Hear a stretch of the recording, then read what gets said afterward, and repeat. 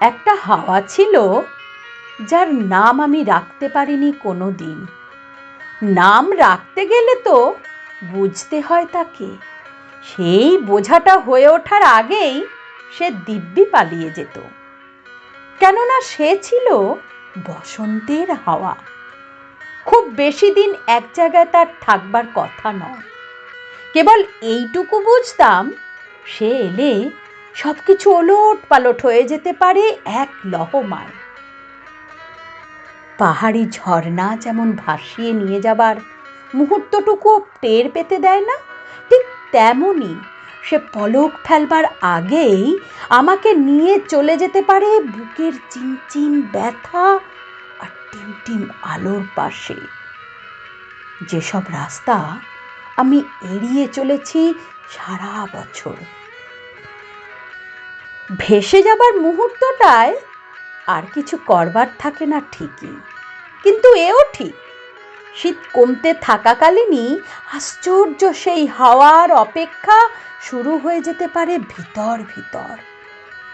আমাদের কম বয়সে কলকাতায় ভালোই ঠান্ডা পড়ত, তার ওপর আমার জর্জরির ধাত। অতএব আপাদমস্তক মুড়ি দিয়ে রাস্তায় বেরোনাটাই ভবিতব্য ছিল। আর সে একরকম বন্দি দশাই। তাই শীত পেরিয়ে বসন্ত এলে আমি স্বাধীনতার স্বাদ আর গন্ধ পেতাম। সমস্ত ধরাচুড়ো ছেড়ে ফিনফিনে একখানা ফতুয়া পরে পাড়া চষে বেড়ানোর স্বাধীনতা। বাড়িতে ফিরে রেগুলেটর ধুয়ে দিয়ে ফ্যান চালানোর স্বাধীনতা। এবিটিএর টেস্ট পেপারকে নেহাত বসন্তের তাচ্ছিল্যে সলভ করার স্বাধীনতা। আর হ্যাঁ, তার বাড়ির গলির আশেপাশে বুক চিতিয়ে হেঁটে বেড়ানোর স্বাধীনতাও বইকি।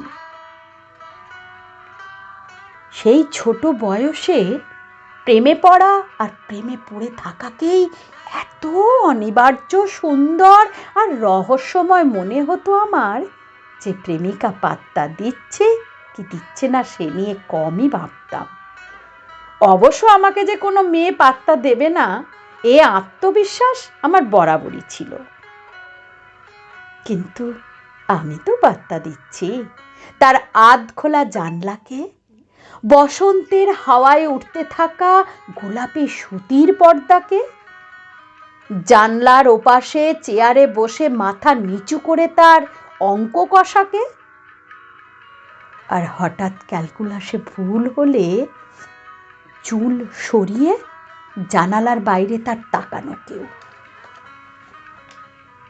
এইসবই তো ধরা থাকছে আমার বসন্তের কবিতার পাতায় পাতায়।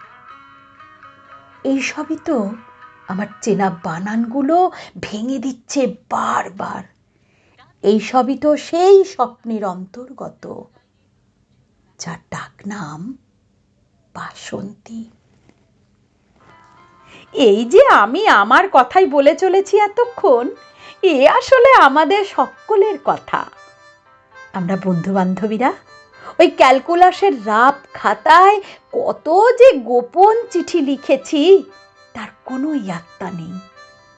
প্রেয়ারের জাপটি কাটা বারান্দায় কত খোলা পিঠের রোদ্দুর যে আমাদের চোখ অন্ধ করে দিয়েছে তার হিসেব কে রাখবে?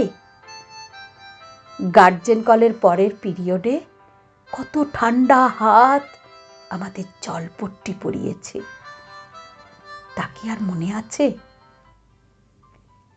এসবের মধ্যেও কিছু পিঠে আমরা নাম লিখেছি, কিছু হাতে গুঁজে দিয়েছি ভুল বানানের চিঠি, কিছু ইউনিফর্মের আঁচলে নির্দ্বিধায় মুছেছি ঘেমো কপাল। তখন কিন্তু পলাশ ফুটতো খুবই, হাওয়ার সঙ্গে পাল্লা দিয়ে সে ছোটাতো তার রঙের জেল্লা। ফুলের যে কতখানি আগুন থাকতে পারে পলাশ না থাকলে আমরা কি তা বুঝতাম? প্রতি বসন্তে পলাশের রুট ম্যাপ আমাদের ঠোঁটস্থ ছিল। দূর থেকে দেখে মনে হতো সেই রাস্তায় কেউ আগুন ঢেলে দিয়েছে। কত কত স্কুল ফেরত বসন্তের হু হু বিকেলবেলা পলাশের বিলাসিতা কুড়িয়ে নিতে নিতে বাড়ি ফিরেছি। একটু না হয় ঘুরপথই হবে, কিন্তু সেই অছিলায় তার সঙ্গে সঙ্গে তো থাকা হবে আর একটুক্ষণ। কোনো কোনো দিন তার মর্জি হলে, মেজাজ ভালো থাকলে দু একটা পলাশ ফুলের সুযোগ জুটে গেছে তার ছোট্ট খোঁপায় হাজিরা দেবার। আর সেই সব অভিজাত গাছের নিচে দাঁড়িয়ে আমরা একটা করে লাল চা খেয়েছি, সঙ্গে মিঠে আটার প্রজাপতি বিস্কুট। তখন সবে সন্ধে নামছে, হাওয়াটা আমাকে ঠেলে তার এত কাছে নিয়ে যাচ্ছে যে একটু পরে জড়িয়ে ধরা ছাড়া উপায় থাকে না আর। কিন্তু ওই ঝড়ের মুখে ঠোঁটকে কেবল চায়ের চুমুকে চেপে ধরে রাখাটাই তো প্রেমিকের শিল্প, শিল্পী সংযম। তখন, ঠিক তখন যে হাওয়াটা দিত, পরে বুঝেছি রবীন্দ্রনাথ ঠিক সেই হাওয়াটার কথাই লিখে গিয়েছেন তাঁর গানে। ওই যেখানে লিখেছেন, ফাগুন করিছে হাহা ফুলেরও বনে। আমি তো দেখেছি সেই ফুলের বন, সেসব অস্থির হয়ে ওঠা অপারক ফাগুনকেও আমি দেখেছি। আর আমাদের সেই সব ফুল কুড়ানো রাস্তার শেষ মোড় ছিল দোল। ঠিক দোল নয়, দোলের আগের দিন। তখনও বাতাসে একটা শিরশিরে রোমাঞ্চ ডাক দিচ্ছে, তখনও রুমালগুলো ভেজা ভেজা। দোলে তো ছুটি থাকবে স্কুল, তাই আগের দিন স্কুলে ছুটির পর প্রাণের শখ মিটিয়ে স্কুলের মাঠে দোল খেলে নেওয়া। এখনো নিশ্চয় সব স্কুলেই হয় এমনটা। আর ওই একটা দিনই আনমোনা অধিকার এনে দেয় নির্দ্বিধায় তার দূরতম গাল আর কপালে হাত ছোঁয়ানোর। এই রাজকীয় অথচ রাখালিয়া সুযোগ কেবল বসন্তই দিতে পারে প্রেমিককে, আর কেউ না। তারপর কেটে গেছে অনেকগুলো দিন। এখন বুঝতে পারি বিস্কুটই তার প্রজাপতি সাজা মানায় না। সুমন গেয়েছিলেন 40 পেরোলেই চালসে। আমার তো 37 থেকেই সব ঝাপসা, কাছেরও দূরেরও। আর সেজন্য যে চশমা পড়তে হয় তার লেন্সের নাম প্রগ্রেসিভ। দৃষ্টির প্রগতিশীলতার এর চাইতে ভালো উদাহরণ আর কি বা হতে পারে?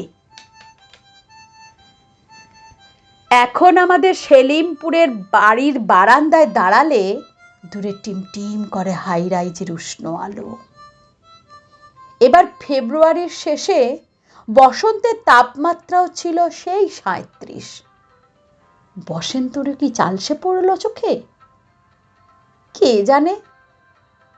কেবল এটুকু বুঝতে পারি, এই 40-এর ঝাপসা বসন্তে পলাশের চেয়ে লাশ চোখে পড়ে বেশি।